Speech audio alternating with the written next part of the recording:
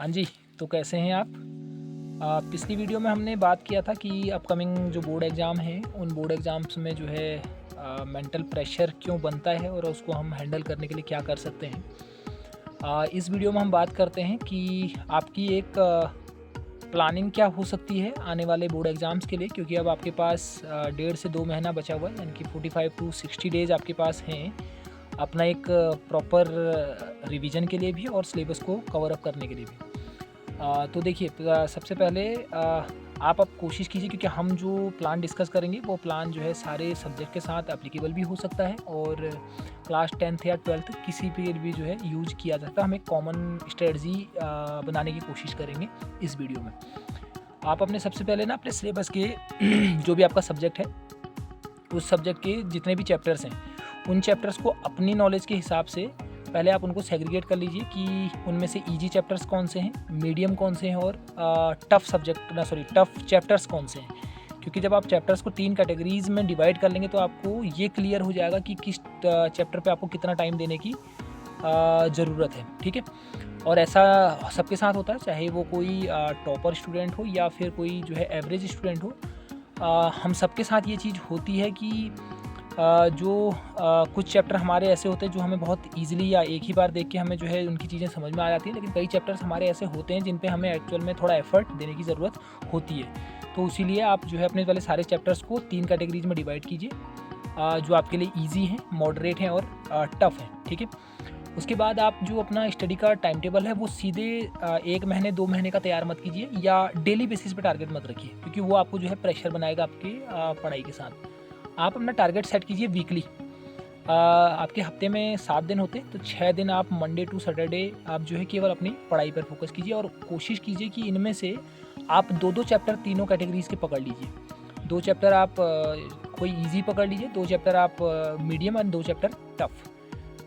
6 दिन आप जो है टोटल इन चैप्टर्स को रिवाइज़ कीजिए बढ़िया से और उसके बाद संडे के दिन आप जो है कोई भी पीवाईक्यू निकालिए या कहीं भी आपको क्वेश्चन बैंक मिलता है, चाहे वो आपके बुक एनसीईआरटी में मेंशन है तो उन क्वेश्चन आंसर्स को कर सकते हैं, या फिर कोई आपने मॉडल पेपर्स की कोई बुकलेट ली हुई है उससे प्रैक्टिस करना चाहते हैं उससे कर सकते हैं। और वैसे मैं कहूँगा कि सबसे अच्छा यही है कि आप पीवाईक्यू क्वेश्चंस के पैटर्न्स को देखें, कि आपको एक आइडिया हो जाए कि एक्चुअल में एग्जामिनर या बोर्ड जो है किस तरह से एग्जाम के पैटर्न्स को क्वेश्चंस के पैटर्न्स को जो है सेट करता है। जो चैप्टर्स आपने पूरे हफ्ते में पढ़े हुए हैं, चाहे वो ईजी हों या मॉडरेट हों या फिर टफ़ हों, केवल उन्हीं के क्वेश्चंस को प्रैक्टिस कीजिए। अदर चैप्टर्स के क्वेश्चन पर फिलहाल जो है अपनी एनर्जी देने की कोई ज़रूरत नहीं है। जब आप ये प्रैक्टिस सेट कंप्लीट कर लें तो आप एक बार एनालाइज़ ज़रूर कीजिए कि एक्चुअल में किस पॉइंट पर आप जो है चीज़ों को मिस कर रहे हैं। और अगर हो सके तो जब भी आप पीवाईक्यू देख रहे हैं तो केवल पीवाईक्यू को वर्बली चेक ना करें कि मुझे इसका आंसर आता है या नहीं। हो सके तो आप एक नोटबुक लेके बैठिए और जो भी क्वेश्चन पूछा गया उसका जो भी आंसर आपको लगता है कि आपको आता है वो आप जो है नोट डाउन ज़रूर कीजिए, क्योंकि लिखने से आपको यह है कि आपकी प्रैक्टिस बन जाएगी, आपको ये पता होगा कि एग्जैक्ट क्या पॉइंट पूछा गया था और क्या पॉइंट लिखना है। फिर क्रॉस चेक के लिए आप जो है गाइड की हेल्प ले सकते हैं या फिर उनके आंसर्स को बुक के साथ मैच कर सकते हैं, या फिर कोई अगर आपके पास कोई मेंटर या गाइड पर्सन है, चाहे वो आपके टीचर्स हो सकते हैं या फिर आपका कोई फैमिली मेम्बर्स हो सकता है, उनके साथ एक बार जो है उसको शेयर कर लीजिए। और ये प्लान जो है वीकली बेस पे ही रखिएगा कि 6 दिन पढ़ना है और 1 दिन जो है अच्छे से रिवीजन देना है। क्योंकि अगर आप 1 महीने का टाइम भी अगर 40 दिन भी अगर आप मानते हैं तो 40 दिन में आपको लगभग 5-6 हफ्ते मिल जाएंगे और 5-6 हफ्ते इनफ होते हैं आपकी पूरे सिलेबस को कंप्लीट करने के। 18-20 से ज़्यादा चैप्टर किसी भी सब्जेक्ट में होंगे नहीं। हाँ, बस ये है कि आपको हर सब्जेक्ट का एक टारगेट लेके चलना पड़ेगा कि इस सब्जेक्ट के 2 चैप्टर आज कंप्लीट करने हैं। और अगर उस हिसाब से डिवाइड कर लेते हैं तो एक चीज़ आप क्या होगी कि जब आप उनको दे के पीवाईक्यू सॉल्व करके आएंगे तो आपको एक कॉन्फिडेंस बिल्ड हो जाएगा कि इस चैप्टर से अगर क्वेश्चन आया तो वो क्वेश्चन को आप जो है ईजिली हैंडल कर लेंगे, ठीक है। बाकी देखिए एक्चुअली ना बोर्ड एग्ज़ाम को थोड़ा सा, क्योंकि ये एकेडमिक्स वाला है तो यहाँ पर आपके पास सेपरेट चैप्टर्स होते हैं और चैप्टर्स में ही जितना मैटर दिया गया है उतना ही मैटर आपका एग्ज़ाम में आना है, उससे एक्स्ट्रा वो कुछ भी नहीं पूछेगा बाहर से, ठीक है। लेकिन हाँ, पैटर्न चेंज हो सकता है, ये ज़रूरी नहीं कि बुक में जिस हिसाब से क्वेश्चंस अरेंज किए गए हैं उसी हिसाब से आपको एग्जाम पेपर में भी देखने को मिले। पैटर्न चेंज हो सकता है क्योंकि उसमें आपके असर्शन रीजन्स वाले क्वेश्चंस मिल सकते हैं, आपको केस बेस्ड स्टडी मिल सकती है, और या फिर आपको जो है वन वर्ड आंसर या वन लाइनर क्वेश्चन मिल सकते हैं, और वो क्वेश्चन कहीं से भी अरेंज किए जा सकते हैं, ठीक है।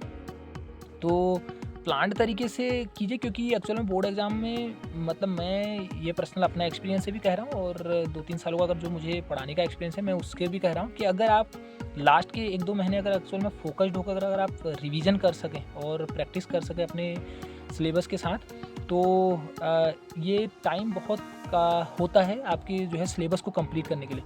आप 1.5 से 2 महीने को इनफ टाइम ले सकते हैं अपने सिलेबस को कंप्लीट करने। बस आपको एक चीज़ है कि आपको और चीज़ें हटानी पड़ेंगी। जैसे मैंने पिछली वीडियो में भी कहा था कि आपका अगर सोशल कहीं इन्वॉल्वमेंट है तो उससे थोड़ा सा अपने आप को आइसोलेट कीजिए। फ़ोन की टाइमिंग थोड़ा मिनिमम कर लीजिए। मैं ये बिल्कुल नहीं कह रहा कि आपको कंटिन्यू 6 घंटे 8 घंटे पढ़ना है, नहीं। आप चाहे 30 ही मिनट पढ़िए, 15 ही मिनट पढ़िए और उसके बाद 10 मिनट का ब्रेक ले लीजिए, उसमें कोई इशू नहीं है। बट जो है आपको पूरा रहना पढ़ाई के माहौल में, क्योंकि देखिए पढ़ाई के लिए मैंने कहीं एक चीज़ पढ़ी थी और जो मुझे भी बड़ी अच्छी लगी कि कितने घंटे पढ़ते हो ये कोई मैटर नहीं करता। मैटर ये करता है कि आप जब भी पढ़ाई कर रहे हैं तो आप पूरे के पूरे पढ़ाई के माहौल में रहें, चाहे आप उस टाइम पे कुछ पढ़ रहे हों या नहीं। क्योंकि अगर आप रेस्ट मोड में भी अगर 15-20 मिनट का आपने अगर रेस्ट का टाइम चूज़ किया हुआ है, तो उस टाइम पर भी आपके दिमाग में वही कॉन्सेप्ट रिवाइव होने चाहिए जो आप ऑलरेडी पढ़ के अभी उठे हैं। और अगर इस तरह से अगर करते हैं तो एक अच्छा रिजल्ट आपका निकलेगा। और प्लान तरीके से कीजिए, एग्ज़ाम तक जो है प्लान को फिर ब्रेक मत कीजिएगा। तो आई होप ये स्ट्रेटजी आपके लिए हेल्पफुल रहेगी और आप अपने बोर्ड एग्ज़ाम में बेटर करके आएंगे इसी होप के साथ। थैंक यू सो मच, मिलते हैं नेक्स्ट वीडियो में।